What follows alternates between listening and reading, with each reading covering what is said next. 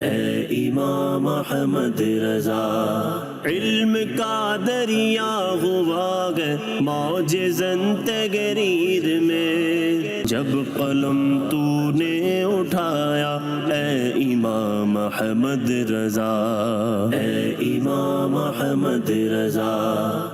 الحمدللہ رب العالمین والصلاة والسلام علی خاتم النبیین، اما بعد فاعوذ باللہ من الشیطان الرجیم، بسم اللہ الرحمن الرحیم۔ الصلاة والسلام علیک یا رسول اللہ وعلی آلک واصحابک یا حبیب اللہ، الصلاة والسلام علیک یا نبی اللہ وعلی آلک واصحابک یا نور اللہ۔ فرمان آخری نبی مکی مدنی صلی اللہ تعالی علیہ وآلہ وسلم، من صلی علیہ فی یوم الجمعۃ الف مرہ لم یمت حتی یرا مقعدہ من الجنہ، مجھ پر جو جمعے کے دن 1000 بار درود پاک پڑھے گا وہ اس وقت تک نہیں مرے گا جب تک جنت میں اپنی جگہ نہ دیکھ لے۔ صلو علی الحبیب صلی اللہ تعالی علی محمد۔ ماہ رضا یعنی ماہ سفر المظفر جاری و ساری ہے، اور اعلیٰ حضرت کے کس کس موضوع پر اور شان پر اور رفعت پر اور عظمت پر بیان کیا جائے۔ وہ ایک بہت بڑے عالم، بہت بڑے خائف خدا، عاشق مصطفیٰ اور شہداء صحابہ اور اہل بیت اور غوث اعظم کے بہت بڑے عاشق ہیں اعلیٰ حضرت، اور پیر طریقت ہے، بہت بڑے قادری بزرگ ہیں، بہت ساری کرامات اللہ نے آپ کو عطا کی۔ اتنی بڑی ہستی، اتنے نعتیہ کلام، کتنوں کو ان کے کلام نے کلام لکھنا سکھا دیا، کتنوں کو میرے رضا کے کلام نے عاشق مصطفیٰ بنا دیا، سبحان اللہ۔ اعلیٰ حضرت ایک عالم باعمل، آپ کے باعمل ہونے میں ایک چیز، بہت ساری چیزیں نمایاں ہیں۔ ایک چیز خیر خواہی امت، اللہ اکبر، بہت جذبہ تھا آپ میں امت کی خیر خواہی کا، اور میرے آقا علیہ الصلوۃ والسلام نے کیا ارشاد فرمایا، الدین النصیحہ، دین تو سراسر خیر خواہی کا نام، اور بندہ مومن کی شان کیا ہے، وہ ایک دوسرے کے خیر خواہ ہوتے ہیں، بھلائی چاہتے ہیں، آپس میں محبت کرتے ہیں، اور خیر خواہی کیا ہے، انسان اخلاص کے ساتھ دوسرے کی مدد کرے، دینی لحاظ سے، دنیاوی لحاظ سے اس کی بھلائی چاہے، نقصان سے بچائے، گمراہی سے بچائے، اپنے قول عمل کردار سے اس کو فائدہ پہنچائے۔ اب اعلیٰ حضرت نے تو سبحان اللہ اپنے کردار کے ذریعے، اپنی گفتار کے ذریعے امت کو بہت زیادہ آپ نے فائدہ پہنچایا۔ آپ نے فتاوی رضویہ شریف میں لکھا کہ اسلام کے ہر فرد کی خیر خواہی ہر مسلمان پر فرض ہے، دل سے خیر خواہی مطلقاً فرض عین ہے، یہ ہمارے دل میں کسی بھی مسلمان کی برائی نہ آئے، ہم دل سے ہر مسلمان کا صرف بھلائی چاہیں، اور حاجت کے وقت دعا سے مدد کرنا اور معاونت کرنا بھی ہر مسلمان کو چاہیے، کیونکہ اس سے کوئی عاجز نہیں، سب کر سکتے ہیں، اور مال یا اعمال سے معاونت یعنی مدد کرنا فرض کفایہ ہے، اور ہر فرض قدرت کے مطابق ہوتا ہے، ہر حکم استطاعت کے مطابق لازم ہوتا ہے، فتاوی رضویہ شریف۔ تو خیر خواہی کا جذبہ ہونا چاہیے، اللہ کریم ہمیں نصیب فرمائے۔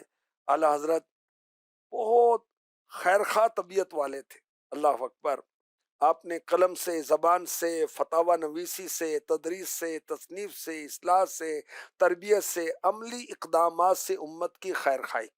دیکھیں 1000 کتابیں اور رسالے آپ نے لکھے، یہ امت کی خیر خواہی ہے نا۔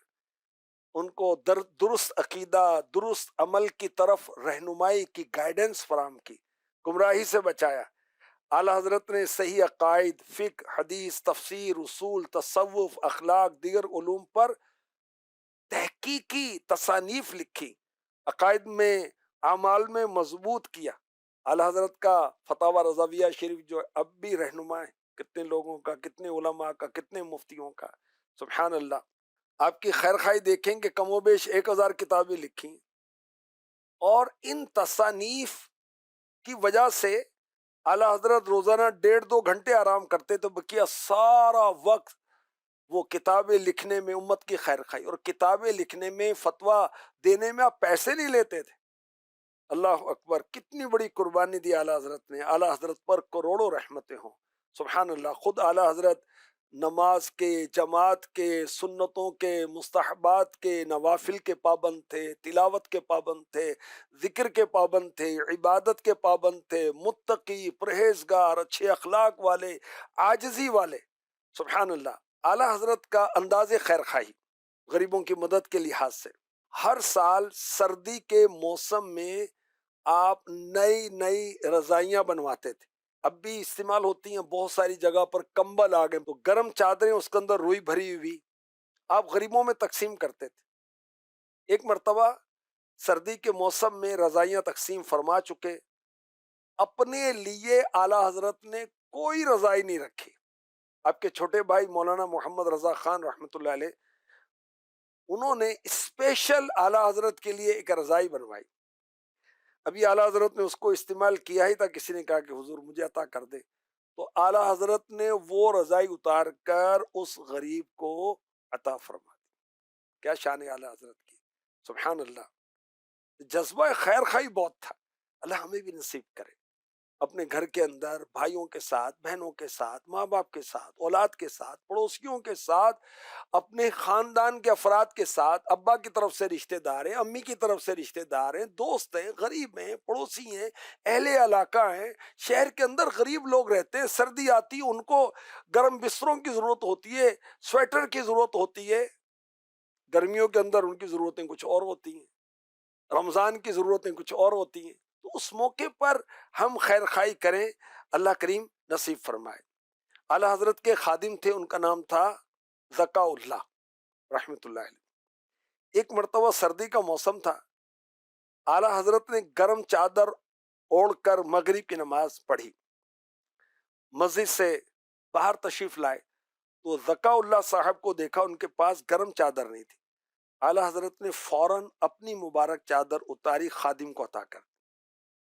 اچھا، اس واقعے کے 2 یا 3 دن کے بعد اعلیٰ حضرت کے لیے ایک نئی چادر تیار کی گئی، قربان جائیے۔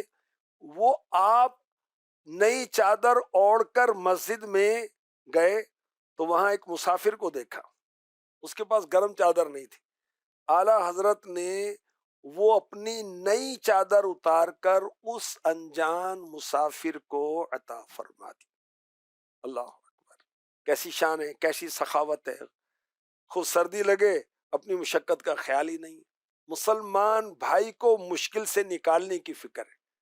اب فکر یہ کہ بیچارے کو سردی لگتی ہوگی، مسافر ہے، اس کو عطا کر دیا۔ خادم ہے، غریب آدمی، کہاں سے یہ گرم چادر خریدے گا، اس کو عطا کر دی، سبحان اللہ۔ بڑے خوش نصیب ہیں وہ لوگ جو اپنی ضرورت کو قربان کر کے اثار کر دیتے ہیں، اپنی چیز کسی اور کو دے دیتے ہیں، سبحان اللہ۔ اور ایسوں کی تعریف قرآن میں بیان کی گئی، چنانچہ ارشاد ہوتا ہے وَيُؤْثِرُونَ عَلَىٰ أَنفُسِهِمْ وَلَوْ كَانَ بِهِمْ خَصَاصَةٌ، اور وہ اپنی ذات پر دوسروں کو ترجیح دیتے ہیں اگرچہ خود انہیں سخت حاجت ہو۔ اب کہیں ہم روم میں بیٹھے ہیں، اے سی کے سامنے بڑی ٹھنڈی ہوا آتی تو ہم وہاں جا کے قبضہ کر لیتے، اب دیکھیں بھائی کوئی اور پسینے سے وہ آپ آ جائیں، پنکھے کے نیچے بیٹھے ہیں تو اب کوئی دیکھا گیا یار گرمی سے اس کا بہت پسینہ نکل رہا ہے، اس کو جگہ دے دیں۔ اس طرح اور بھی صورتیں اثار کی غور کریں۔ ہم ٹرین پر، بس میں، کوچ میں سفر کرتے ہیں اور کوئی ایسا شخص ہے جس کے پاس سیٹ نہیں ہے، یا خاتون کو ہی ان کے پاس سیٹ نہیں، تو بعض لوگ ماشاءاللہ جگہ چھوڑ کر ان کو بٹھا دیتے، بہت اچھا انداز ہے۔ اسی طرح کہیں دعوت پر ہیں، مختلف کھانے چن دیے گئے، ساری ڈشیں ہر جگہ نہیں ہوتی، اچھا بعض ڈشیں ایسی ہوتی ہیں توجہ کا مرکز ہوتی، بھئی آپ نے لیا تو اب دیکھ رہے ہیں کہ یار وہاں نہیں ہے تو ادھر آگے بڑھا دیں کہ لیجئے، اور اللہ توفیق دے پہلے ان کو دے دے۔ اسپیشلی اگر کوئی عالم ہیں، کوئی سید صاحب ہیں، کوئی بڑی عمر والے ہیں، بزرگ ہیں، والد ہیں، چچا ہیں، ماموں ہیں، ان کو پہلے پیش کر، تو اللہ کریم ہمیں نصیب فرمائے۔ معجم اوسط کی حدیث پاک، اللہ کے پیارے حبیب صلی اللہ علیہ وآلہ وسلم نے فرمایا اللہ پاک کو سب سے زیادہ پیارے وہ لوگ ہیں جو لوگوں کو سب سے زیادہ نفع پہنچاتے ہیں۔ اور اللہ پاک کو سب سے زیادہ محبوب عمل یہ ہے کہ کسی مسلمان کو خوش کیا جائے، اس کی کوئی پریشانی دور کی جائے۔ تو مسلمان پریشانی میں ہیں، مکان کا کرایہ نہیں دے پا رہے، بجلی کا بل نہیں دے پا رہے، وہ شادی کا موقع ہے، بیچارے پریشان ہیں، بچی کی شادی کرنی ہے، تو اب اس میں اللہ میں توفیق دے، مدد کریں۔ رشتہ داروں کے اندر ہیں کہ ان کے بچے اسکول پڑھ رہے ہیں، اسکول بیگ دیکھے پھٹا ہوا ہے، پرانا ہے، وہ لے کر دے دو یار، کوئی بات نہیں، خوشی کا موقع ہے، کسی کو خوشیوں میں شامل کر لیں۔ اللہ کریم نصیب فرمائے، اعلی حضرت صرف عام لوگوں کے ساتھ ہی خیر خواہی نہیں کرتے تھے، طلباء اور خادموں کا بھی دل جیتا کرتے تھے۔ اعلی حضرت کا جو مدرسہ ہے دارالعلوم منظر اسلام، ان کے طلباء پر تو اعلی حضرت بہت مہربان تھے۔ جب خوشی کا موقع آتا تو اعلی حضرت عید کے دنوں میں طلباء کے لیے نئے نئے کپڑے بنواتے تھے اور طرح طرح کے کھانے پکوا کر منگواتے تھے اور ان کو کھلاتے تھے۔ اور انداز کیا تھا، سبحان اللہ، عرب طلباء کے لیے ان کے مزاج کے مطابق عربی کھانا، رشین اسٹوڈنٹس کے لیے رشین کھانا، بنگالی طلباء کے لیے بنگالی کھانا، سندھ کے طلباء کے لیے سندھی کھانا، پنجاب کے طلباء کے لیے ان کی پسند کے مطابق پنجابی کھانا، یعنی جو جس علاقے کا ہے اس کی پسند کا خیال کر کے وہ کھانا پکواتے، اس کو کھلاتے اور کھلا کر خوش ہوتے۔ ہم میں سے بہت کھا کر خوش ہوتے ہیں نا بھائی، اعلیٰ حضرت کھلا کر خوش ہوتے تھے۔ سبحان اللہ، کیا شان ہے میرے اعلیٰ حضرت کی۔ اور امیر علیہ سنت لکھتے ہیں، واہ کیا بات اعلیٰ حضرت کی، مصطفیٰ کا وہ لاڈلا پیارا، غوث اعظم کی آنکھ کا تارا، واہ کیا بات اعلیٰ حضرت کی، واہ کیا بات اعلیٰ حضرت کی، سنیوں کے دلوں میں جس نے تھی شمع عشق رسول روشن کی، سنیوں کے دلوں میں جس نے تھی شمع عشق رسول روشن کی، وہ حبیب خدا کا دیوانہ، وہ حبیب خدا کا دیوانہ، واہ کیا بات اعلیٰ حضرت کی، اللہ تبحر علمی اب بھی باقی ہے خدمت قلمی،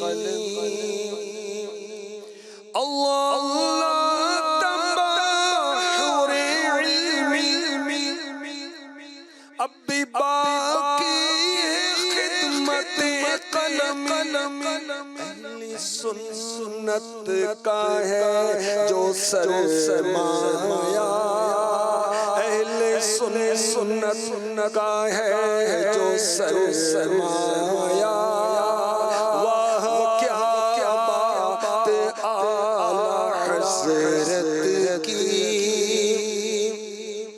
علم عرفان کا جو کہ ساگر تھا، خیر سے حافظہ قوی تر تھا، کیسا حافظہ تھا اعلیٰ حضرت کا۔ اعلیٰ حضرت فرماتے تھے فلاں کتاب دیکھو، فلاں کتاب کے فلاں پیج پر فلاں لائن پر یہ عبارت لکھی ہوئی ہے، اور کتابیں لائی جاتی تو واقعی ویسے ہی ہوتا ہے۔ کیسا حافظہ تھا اعلیٰ حضرت کا، سبحان اللہ۔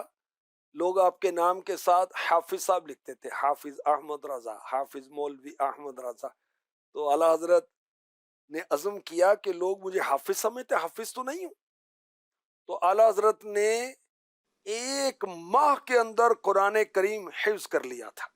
کیا بات ہے. علم و عرفان کا جو کہ ساگر تھا، خیر سے حافظہ قوی تر تھا. علم و عرفان کا جو کہ ساگر تھا، خیر سے حافظہ قوی تر تھا. حق پہ مبنی تھا جس کا ہر فتویٰ، حق پہ مبنی تھا جس کا ہر فتویٰ. واہ کیا بات اعلیٰ حضرت کی، جس نے دیکھا انہیں عقیدت سے، قلب کی آنکھ سے، محبت سے. مرحبا پکار اٹھا، مرحبا مرحبا پکار اٹھا. واہ کیا بات اعلیٰ حضرت کی، سنتوں کو جلا دیا جس نے، دین کا ڈنکا بجا دیا جس نے. وہ مجدد ہے دین و ملت کا، جو ہے اللہ کا ولی بے شک، عاشق صادق نبی بے شک. اعظم کا جو ہے مت والا، غوث اعظم کا جو ہے مت والا. واہ کیا بات اعلیٰ حضرت کی. مولا میرے حدائق بخشش. اعلیٰ حضرت کا جو نعتیہ دیوان ہے اس کا نام ہے حدائق بخشش، بخشش کے باغات. سبحان اللہ، نبی کی نعتیں بخشش کے باغات. تو امیر اہل سنت اللہ کی بارگاہ میں اعلیٰ حضرت کے نعتیہ دیوان کا وسیلہ پیش کر رہے ہیں. وہ کیا کہہ رہے ہیں؟ مولا میرے حدائق بخشش، بخش اتار کو بلا پرسش، بخش اتار کو بلا پرسش. خلد میں کہتا جائے گا، خلد میں کہتا جائے گا. واہ کیا بات اعلیٰ حضرت کی، واہ کیا بات اعلیٰ حضرت کی.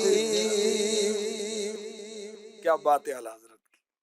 دل جوئی، خادموں پر شفقت، دینی طلباء پر شفقت.